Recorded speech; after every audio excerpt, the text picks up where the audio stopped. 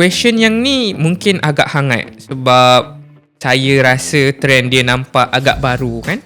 So isu tentang buy now pay later.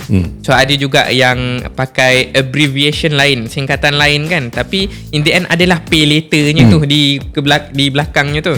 Ada 3 bulan, ada 6 bulan, ada 12 bulan dan sebagainya. So pendapat tuan, adakah buy now pay later ni membantu ekonomi ataupun dia adalah perangkap atas nama hutang yang baik ataupun dia memang hutang yang baik? Itu macam mana? Okey, buy now pay later ni sebenarnya adalah hutang hutang dan dia bukan hutang baik, hutang yang tidak baik lah. Bad debt. Okey. Kenapa saya berkata begitu? Very simple.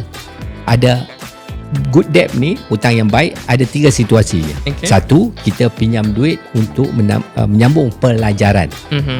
Contoh kita ada degree, nak buat masters, nak buat PhD. Duit tak cukup, boleh pinjam duit. Betul. Keduanya, kita pinjam duit untuk beli hartanah. Dan situasi ketiganya untuk mengembangkan perniagaan yang sudah ada perniagaan, nak kembangkan. Ini adalah hanya the only 3 situation di mana kita digalakkan untuk pinjam duit. Lain pada itu sebenarnya all bad debt. Termasuklah pay now, buy now pay later ni. Saya very simple lah. If you cannot afford untuk bayar secara cash, tak payah beli lah. Tunggu dulu simpan duit. Simpan duit, kemudian boleh bayar penuh, bayar cash. So setengah orang kata, oh saya nak benda tu. Boleh, tapi ada solution dia. Mungkin beli versi yang murah sikit. Ya, betul. Contoh handphone, ada yang 5-6 ribu ringgit.